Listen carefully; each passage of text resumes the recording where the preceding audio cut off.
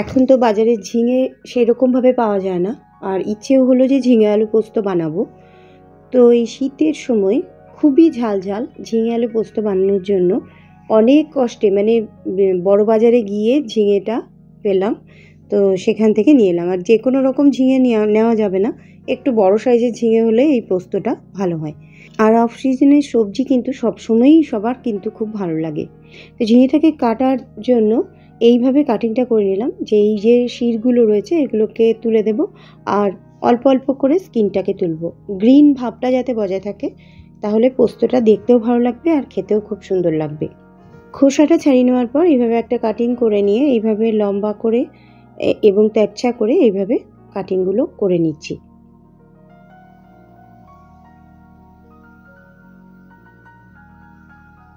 ঝিঙেগুলো সব কাটা হয়ে গেছে। এখন আমি আলুর খোসা ছাড়িয়ে আলুটাকে কি সাইজের কেটে নেব সেটাও দেখাচ্ছি। আর আলু কিন্তু সবসময় কেটেই জলের মধ্যে রাখতে হবে, তা না হলে ডিশটা কালো লাগবে বা আলুগুলো কালো হয়ে যাবে, তাতে যখন রেসিপিটা তৈরি হয়ে যাবে তখন দেখতে খারাপ লাগবে।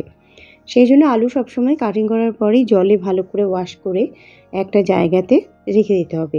তো ঝিঙে আর আলুটা ভালো করে ওয়াশ করে রেখে দিলাম। এখন পোস্ত বেটে নেব। তার জন্য আমি এখানে 75 গ্রাম মতো পোস্ত নিয়ে নিলাম। আর মিক্সিতে বাটতে গেলে একটু বেশি করে বাটাই ভালো, তাহলে পেস্টটা ভালো হয়। এখানে আমি একটা ফ্রেশ কড়াই গ্যাসের উপর বসিয়ে গরম হয়ে যাওয়ার পর আমি হাফ কাপ তেল দিয়ে দিলাম, হাফ টিস্পুন দিয়ে দিলাম কালো জিরে, দিয়ে দিলাম 2টো কাঁচা লঙ্কা ফ্লেভারের জন্য।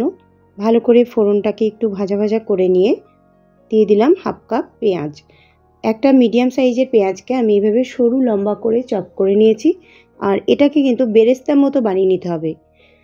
এরপর আমি বেরেস্তাটা বানানো হয়ে গেলে আলুগুলো এর মধ্যে ছেড়ে দিলাম। বেরেস্তাটা আপনারা পরেও অ্যাড করতে পারেন, কিন্তু আমি এই সময়ই দিয়ে দিলাম, কারণ এই বেরেস্তাটার যে কালারটা সেটা পোস্তর মধ্যে আসবে আর দেখতেও ভালো লাগবে।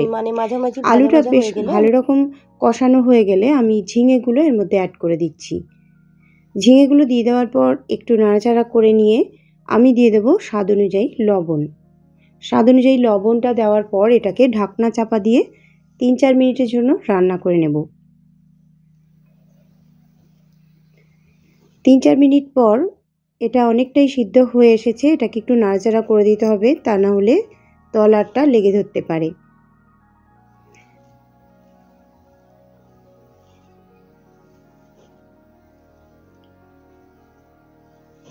অল্প কিছুক্ষণ নাড়াচাড়া করে আবারও একবার এটাকে ঢাকনা চাপা দিয়ে 2 থেকে 3 মিনিটের জন্য কুক করে নেব। এবার কিন্তু আলুগুলো এবং ঝিঙে তো বটেই সম্পূর্ণ সিদ্ধ হয়ে গেছে। এখন একটা আলু আমি এখান থেকে তুলে নিয়ে দেখে নিচ্ছি কতটা কীরকম সিদ্ধ হয়েছে।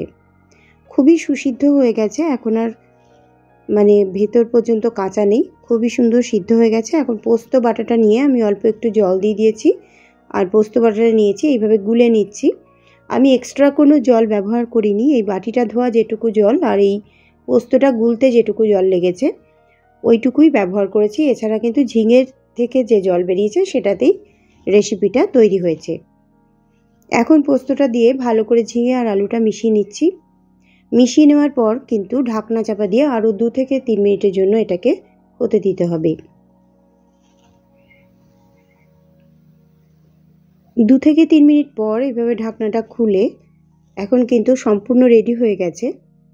এখানে আমি তেল প্রথম থেকেই যা দিয়েছিলাম সেটাই উঠে এসেছে। এখন এখানে আপনারা ইচ্ছে করলে কিন্তু অনেকেই পছন্দ করেন এটা, যে পোস্তর মধ্যে একটু কাঁচা সর্ষের তেল একদম শেষে সব কিছু হয়ে যাওয়ার পর একটু কাঁচা সর্ষের তেল ছড়িয়ে দিতে।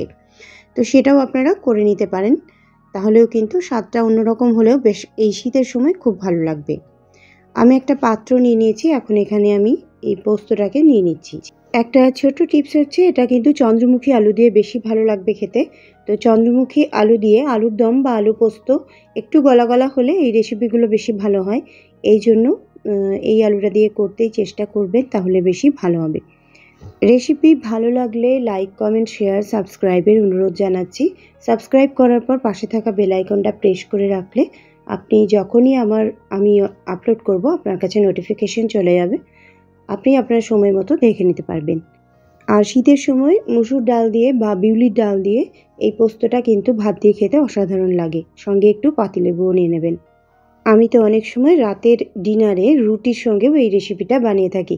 খেতে কিন্তু অসাধারণ লাগে রুটি দিয়েও। তো অনুরোধ জানাচ্ছি, আপনারাও যারা রুটি পোস্ত খাননি তারাও কিন্তু অবশ্যই একবার ট্রাই করে দেখতে পারেন। আজকের মতো এই পর্যন্তই। আবার দেখা হচ্ছে আগামী রেসিপি নিয়ে। সবাই খুব ভালো থাকবেন। অনেক অনেক শুভেচ্ছা রইল।